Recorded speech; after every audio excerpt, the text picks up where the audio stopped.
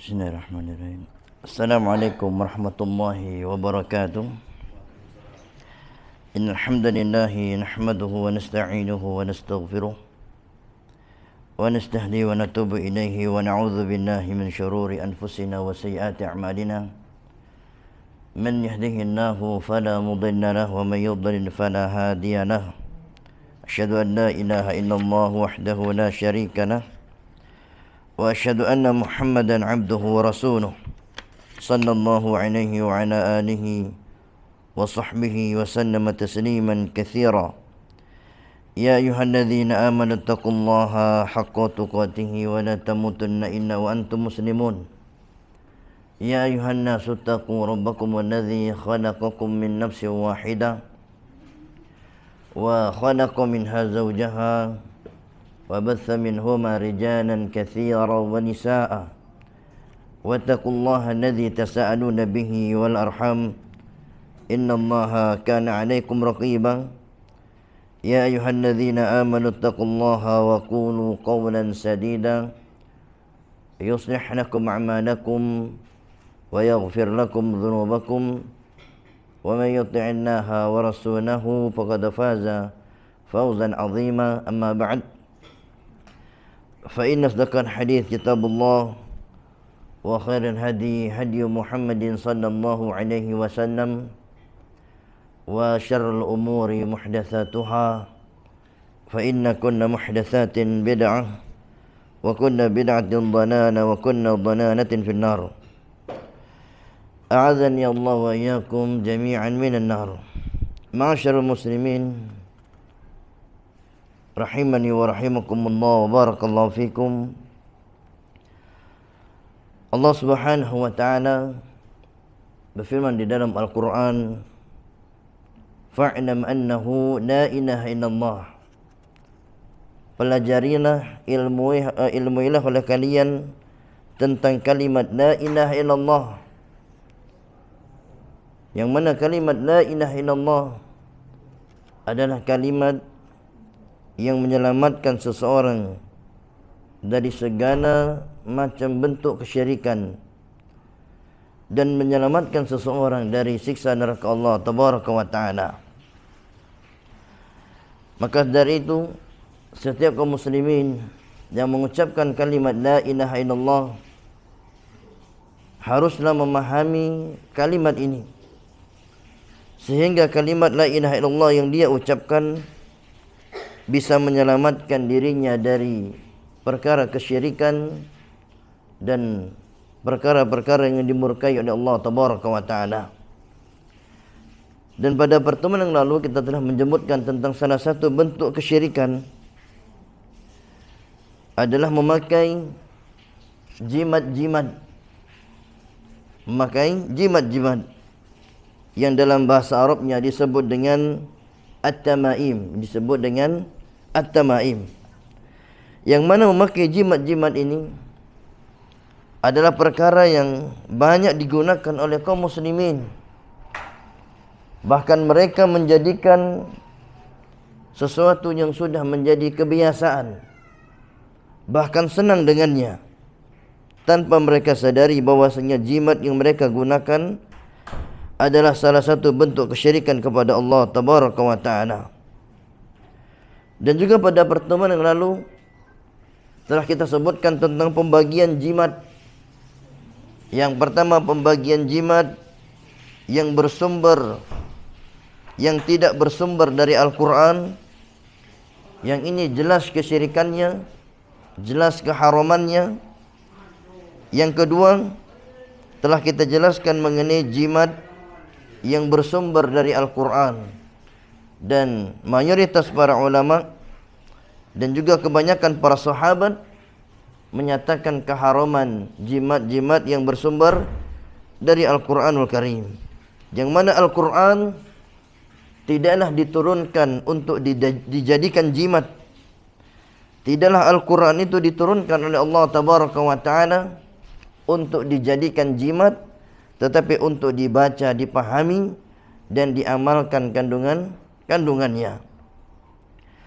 Dan juga telah kita jelaskan pada pertemuan yang lalu tentang bagaimana hukum memajang ayat-ayat Al-Quran di rumah atau menempelkan di dinding-dinding rumah dengan niatan sebagai jimat atau dengan niatan menolak bala atau dengan niatan supaya tidak diganggu oleh bangsa jin atau dijauhkan dari musibah-musibah dan bala, maka yang seperti ini termasuk juga yang dilarang dalam ajaran Islam. Dikarenakan Nabi kita Muhammad sallallahu alaihi wasallam tidak pernah menganjurkan untuk menjadikan ayat Al-Quran itu ditempel di dinding-dinding rumah atau menjadikan dia jimat digantung di dinding rumah seseorang. Maka yang benar adalah seseorang menjadikan ayat Al-Quran bukan sebagai jimat, tetapi ayat yang dibaca, dipahami, dipelajari dan diamalkan kandungannya. Dan juga disebutkan pada pertemuan yang lalu, barang siapa yang memakai jimat-jimat, maka hidupnya tidak akan pernah beruntung jika dia membawa jimat tersebut sampai matinya. Maka barang siapa yang memakai jimat sampai matinya, dia akan tidak akan beruntung selama-lamanya. Dan juga pada pertemuan yang lalu kita sebutkan juga tentang bagaimana Rasulullah tidak mau berbaiat dengan salah seorang sahabat, yang mana sahabat dikala itu menggunakan jimat.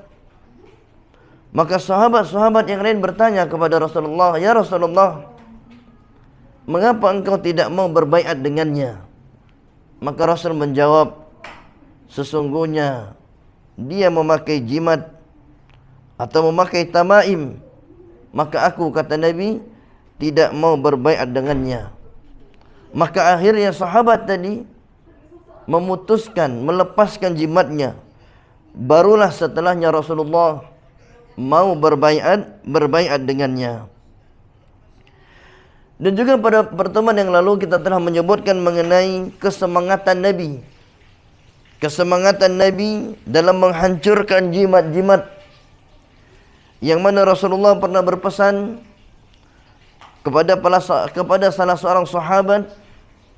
Rasul mengatakan, jangan sampai ada di leher onta ketika itu tali busur panah yang dikalungkan, melainkan diputuskan.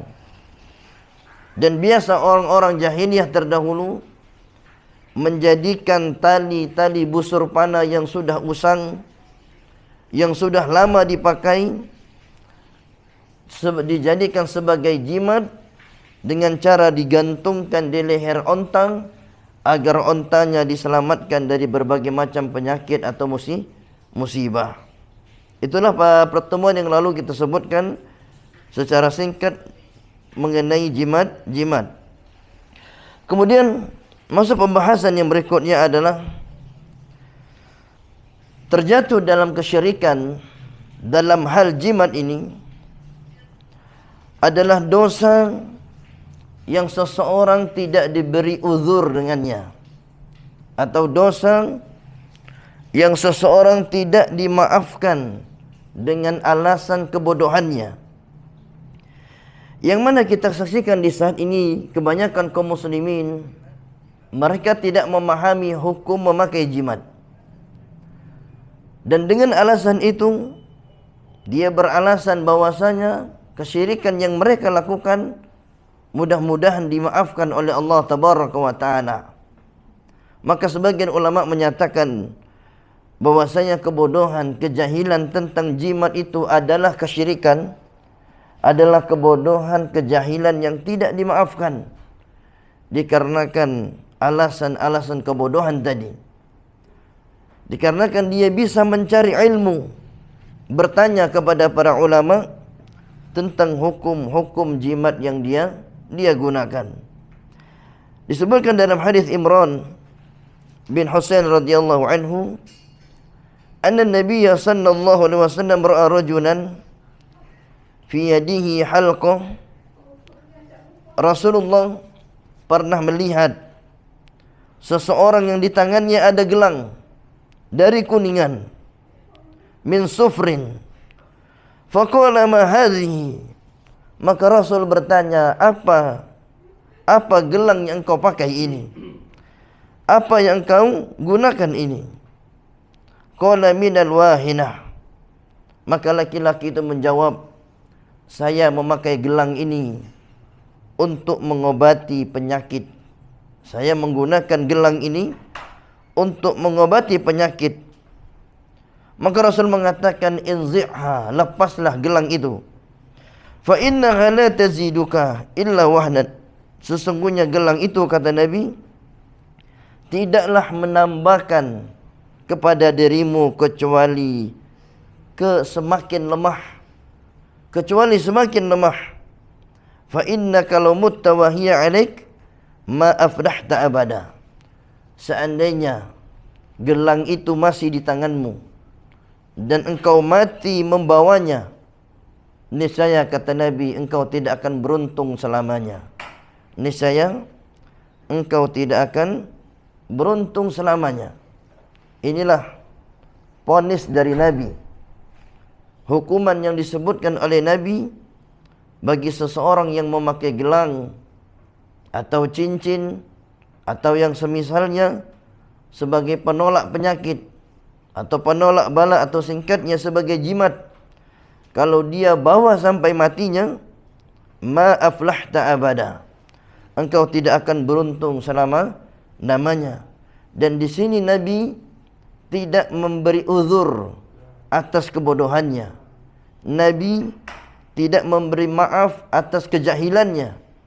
Yang mana sahabat ini pastinya ketika memakai jimat gelang tadi karena tidak tahu hukumnya, tapi ternyata Rasulullah tidak memberi maafnya dan mengatakan, seandainya engkau membawa mati gelangmu ini, engkau tidak akan beruntung selama-lamanya. Maka faedah yang bisa kita ambil dari hadis yang barusan kita sebutkan, yang pertama adalah memakai gelang atau yang semisalnya dengan cincin atau yang dikalungkan atau yang sejenisnya untuk melindungi diri dari penyakit, menolak bala, itu termasuk dari kesyirikan, dosa yang besar, yang mana disebutkan dalam hadis dan dalam Al-Quran yang menjelaskan tentang besarnya dosa kesyirikan. La in asyrakta la yahbatanna amaluk. Barang siapa yang berbuat kesyirikan, Allah firmankan dalam Al-Quran, maka akan sirna seluruh amalannya. Pelajaran yang kedua dari hadis yang kita bacakan barusan adalah larangan berobat dengan sesuatu yang haram. Larangan berobat dengan sesuatu yang haram. Yang mana sahabat ini berobat dengan gelang. Dan berobat dengan gelang seperti ini dihukumi berobat dengan jimat. Maka berobat dengan jimat atau sesuatu yang haram di dalam syariat Islam itu dilarang, diharamkan, tidak dibenarkan. Kemudian pelajaran yang ketiga dari hadis ini, bahwasanya mengingkari kemungkaran dan mengajari orang-orang yang tidak tahu tentang agamanya, tentang sebuah dosa. Yang mana sahabat ketika itu memakai jimat berupa gelang, dia tidak tahu hukumnya. Dia tidak tahu hukumnya itu adalah kesyirikan. Makanya Rasulullah mengajarkannya. Ini menunjukkan kepada kita, hendaknya seseorang yang tahu mengajarkan saudaranya yang belum tahu. Dan jangan didiamkan. Karena kalau dia mendiamkan saudaranya dengan alasan mungkin tidak enak, mungkin dengan alasan segan atau yang semisalnya, justru yang seperti ini membiarkan saudaranya dalam bahaya yang besar. Kemudian pelajaran yang keempat dari hadis yang kita bacakan barusan, bahwasanya kesyirikan itu bahayanya dunia dan akhirah. Bahaya kesyirikan itu menimpa seseorang di dunia dan di akhirat. Di dunia dia akan mendapatkan kelemahan iman. Kemudian di akhirat dia tidak akan mendapatkan keberuntungan. Kemudian pelajaran yang berikutnya dari hadis yang kita bacakan barusan adalah kesyirikan itu tidak diberi maaf, tidak diberi uzur karena alasan kebodohannya. Yang mana Rasul mengatakan, seandainya engkau terus memakai jimat ini sampai matinya, engkau tidak akan beruntung selama-lamanya. Ini dalil bahwasanya tidak diberi maaf atau uzur bagi orang yang memakai jimat-jimat yang mana jimat-jimat tersebut adalah kesyirikan kepada Allah Tabaraka wa Ta'ala. Kemudian kita masuk pembahasan yang berikutnya adalah Nabi berlepas diri dari orang-orang yang memakai jimat dan besarnya keutamaan memutuskan jimat. Besarnya keutamaan memutuskan jimat. Dari Ruwaifi bin Thabit radhiyallahu anhu bahwasanya Rasulullah sallallahu alaihi wasallam pernah mengatakan, "Ya Ruwaifi, la'alla al-hayata satatulu bik." Sesungguhnya wahai Ruwaifi, semoga umurmu diberi umur yang panjang sepeninggalku nanti, ba'di. Fa akhbirin nasa annahu man aqada lihyatahu aw taqannada watara aw istanja bi raji'in, maka katakanlah pada orang-orang, barang siapa yang mengikat jenggotnya. Sekarang kita saksikan ada sebagian orang yang suka menjalin jenggotnya, menjalin jenggotnya dengan niatan beda penampilannya atau dengan kesan supaya tambah gagah misalnya, atau memperindah penampilan dengan menjalin jenggotnya. Kemudian barang siapa yang dia memakai kalung, maksudnya kalung di sini kalung dengan niatan sebagai jimat. Kemudian beristinja, yaitu beristinja membersihkan diri atau bersuci setelah buang air besar atau buang air kecil dengan menggunakan kotoran hewan dan tulang. Maka Rasulullah berlepas diri darinya, berlepas diri dari pelakunya dan perbuatannya. Di dalam hadis ini Rasulullah menjelaskan tentang perbuatan-perbuatan yang membuat Rasulullah berlepas diri.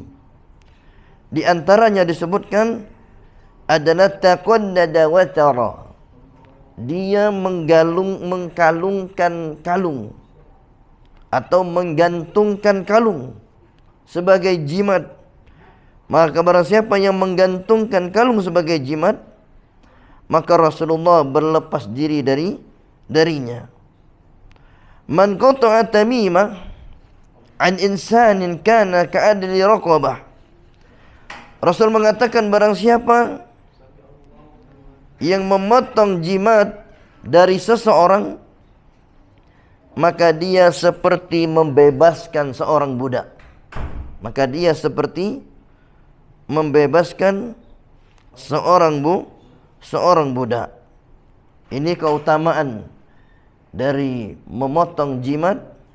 Yang kedua, bahwasanya Rasulullah sallallahu alaihi wasallam berlepas diri dari yang namanya orang-orang yang melakukan kesyirikan berupa menggantung jimat, dan berlepas diri dari yang namanya jimat-jimat. Kemudian pembahasan yang berikutnya adalah hukum dari menggantungkan jimat. Hukum dari menggantungkan jimat. Apa hukumnya? Hukum menggantungkan jimat ini terbagi dua. Yang pertama, hukumnya adalah syirik besar. Apa makna syirik besar? Adalah dosa yang bisa menghancurkan seluruh amalan seseorang dan mengeluarkan dia dari keislamannya dan mengekalkan dia di dalam neraka Allah Tabaraka wa Ta'ala. Jadi menggantungkan jimat bisa syirik besar dengan ketentuan dia meyakini jimat yang dia gunakan dengan sendirinya bisa menolak musibah, bisa menyelamatkan, dan bisa memberikan manfaat dengan sendirinya. Hukum yang kedua adalah asyirkul asghar, syirik kecil. Kalau dikatakan syiriknya syirik kecil, maka syiriknya ini belum mengeluarkan dari Islam. Dan syiriknya tidak mengekalkan pelakunya di dalam neraka. Dan tidak menghancurkan seluruh amalannya. Dan syirik kecil ini, kata para ulama, dosanya lebih besar daripada dosa zina. Lebih besar daripada dosa zina. Bahkan disebutkan dalam Al-Quran, pelaku kesyirikan kecil atau besar pasti di awal kalinya akan merasakan panasnya neraka Allah Tabaraka wa Ta'ala dan tidak langsung atau tidak keluar dari neraka sampai Allah Tabaraka wa Ta'ala mengampuni dosanya. Ini hukumnya. Jadi hukumnya memakai jimat bisa syirik besar, bisa syirik kecil. Maka hendaknya seseorang berhati-hati memakai jimat ini, karena dosanya adalah dosa kesyirikan kepada Allah Tabaraka wa Ta'ala. Contohnya saja, misalnya, contoh kapan memakai jimat itu syirik besar adalah ketika seseorang misalnya berangkat dari rumahnya, mungkin untuk berperang, mungkin untuk pergi masuk ke dalam hutan. Ketika dia ketinggalan jimatnya, maka timbul di dalam hatinya ketakutan yang luar biasa. Kenapa dia ketakutan? Ternyata sebelum berangkat perang jimatnya ketinggalan. Maka barang siapa yang ketinggalan jimatnya, kemudian timbul ketakutan yang luar biasa dalam hatinya, maka ketika itu jimat itu hukumnya menjadi syirik besar. Karena dia menganggap jimat itulah yang menyelamatkannya dari musibah-musibah yang menimpanya. Kemudian masuk pembahasan yang berikutnya adalah pembahasan mengenai apakah jimat itu merupakan sebab yang dibolehkan. Karena sebagian kaum muslimin ketika dilarang memakai jimat, dia beralasan kami hanya berikhtiar, katanya. Kami hanya berusaha. Kami tidak yakin dengan jimat ini. Cuma bentuk ikhtiar saja. Kami yakin Allah yang menyelamatkan. Kami yakin Allah yang menyelamatkan dari musibah. Maka apakah benar anggapan sebagian manusia boleh berikhtiar dengan jimat? Boleh berikhtiar dengan jimat-jimat? Maka jawabnya bahwasanya ikhtiar, bentuk usaha di dalam ajaran Islam telah dijelaskan. Ada ikhtiar yang haram, ada ikhtiar yang halal, ada ikhtiar yang syubhat, yang diragukan kehalalan dan keharamannya. Adapun jimat ini berdasarkan sabda Rasulullah adalah bentuk ikhtiar yang haram. Karena Rasulullah ketika mendapati sahabat berikhtiar dengan jimat, Rasul mengatakan lepaskan. Kalau tidak engkau lepaskan sampai matinya, engkau tidak akan beruntung selama-lamanya. Ini menunjukkan jimat adalah ikhtiar yang haram. Walaupun dia mengatakan cuma ikhtiar saja dan berkeyakinan Allah yang memberi keselamatan. Maka hendaknya seseorang Jangan asalan dalam berikhtiar. Mungkin ada yang beralasan, kami memakan babi misalnya, hanya beralasan untuk menghilangkan lapar. Jawabnya betul menghilangkan lapar. Tetapi sebagai umat muslim yang tahu aturan, maka hendaknya mengetahui walaupun hilang laparnya, tapi ikhtiar menghilangkan lapar dengan memakan yang haram, itu diharamkan dalam syariat agama Islam. Kemudian pembahasan berikutnya adalah pembahasan mengenai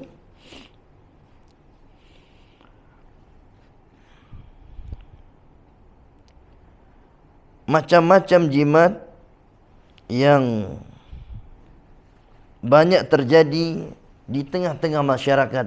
Jimat-jimat yang contoh-contoh atau bentuk jimat yang banyak terjadi di tengah masyarakat. Sahabat Ibnu Mas'ud radhiyallahu anhu telah mendengar Rasulullah bersabda, "Innar ruqa wat tamaim wat tiwala syirkun." Sesungguhnya kata Nabi, tamimah, jimat-jimat adalah asyirkun. Asyirku atau syirkun, bentuk kesyirikan kepada Allah tabaraka wa taala. Bentuk kesyirikan.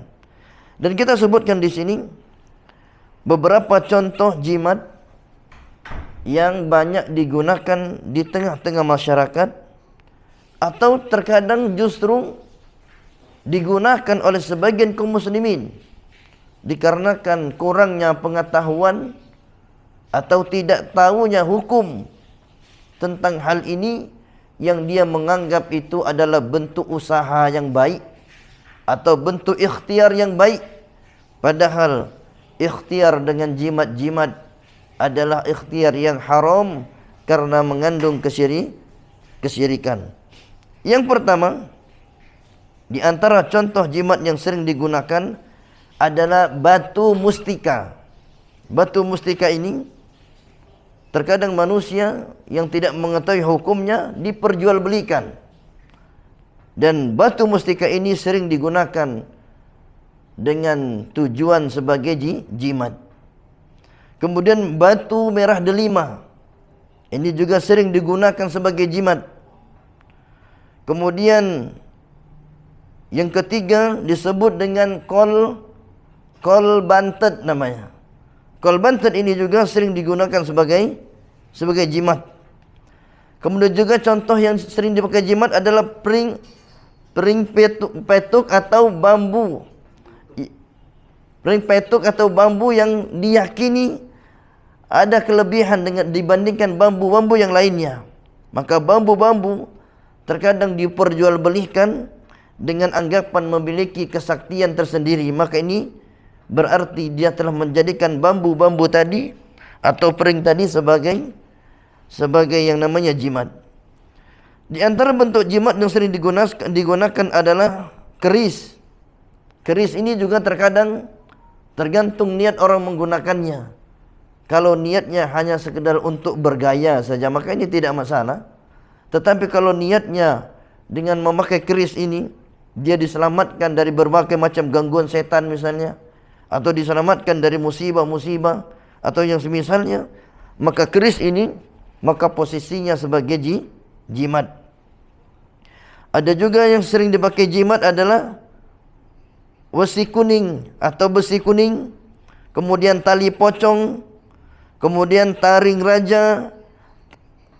raja babi hutan, kemudian jimat kumis macan, kemudian jimat kulit kerbau landong, kemudian batu lipan, kemudian bersi kursani, kemudian ramuan cuka, kemudian yang dijadikan jimat juga adalah tanah kuburan, kemudian yang dijadikan jimat juga adalah jenis tumbuh-tumbuhan tertentu, kemudian tulang kucing hitam, jimat abu kematian, jimat pohon botol, kemudian jimat patung anjing, jimat patung kucing, kemudian banyak jimat-jimat yang lainnya. Kadang juga terkadang tasbih pun dijadikan jimat. Tahu tasbih ya? Tasbih yang biasa digunakan untuk berzikir sebagian orang sudah salah menggunakannya.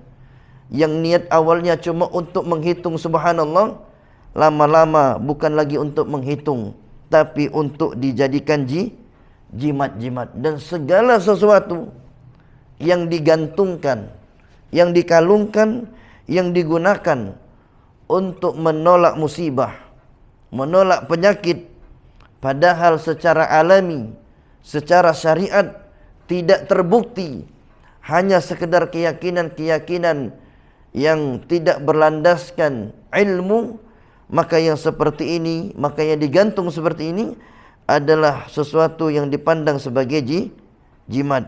Dan juga di antara jimat lagi adalah misalnya jimat mutiara ular kobra misalnya, atau mutiara ular kobra, atau jimat telur ayam jagung, atau jimat kulit harimau, atau jimat ekor cicak yang bercabang dua, atau jimat semar mesem atau semar mesem atau sepatu kuda, atau terkadang sebagian kaum muslimin menjadikan peniti sebagai jimat atau gunting sebagai jimat. Dan ini banyak kita dapati ibu hamil sengaja memakai peniti, memakai gunting agar kandungannya selamat dari gangguan syaitan atau bangsa jin. Maka inilah contoh-contoh jimat yang banyak tersebar di tengah kaum muslimin, dan akhirnya kaum muslimin terjatuh dalam dosa yang besar, yang seandainya kata Nabi dia mati membawa jimat tadi, dia tidak akan beruntung selama-lamanya. Maka mudah-mudahan Allah tabaraka wa taala menyelamatkan kita semua dari berbagai bentuk jimat, yang mana jimat ini perkara yang sangat samar, dikarenakan niat yang menggunakannya untuk kebaikan. Dengan alasan niat baik inilah mereka menghalalkan segala cara, dan mereka menghalalkan segala cara dikarenakan kurang memahami mana cara yang halal dan mana cara yang diharamkan oleh Allah tabaraka wa taala. Dan kita cukup sampai di sini kajian mengenai jimat ini, dan mudah-mudahan Allah tabaraka wa taala mewafatkan kita semua diselamatkan dari segala bentuk macam kesyirikan dan mentauhidkan Allah tabaraka wa taala. Wallahu taala a'lam bissawab. Subhanakallahumma wa bihamdika asyhadu an la ilaha illa anta astaghfiruka wa atubu ilaik. Assalamualaikum warahmatullahi wabarakatuh.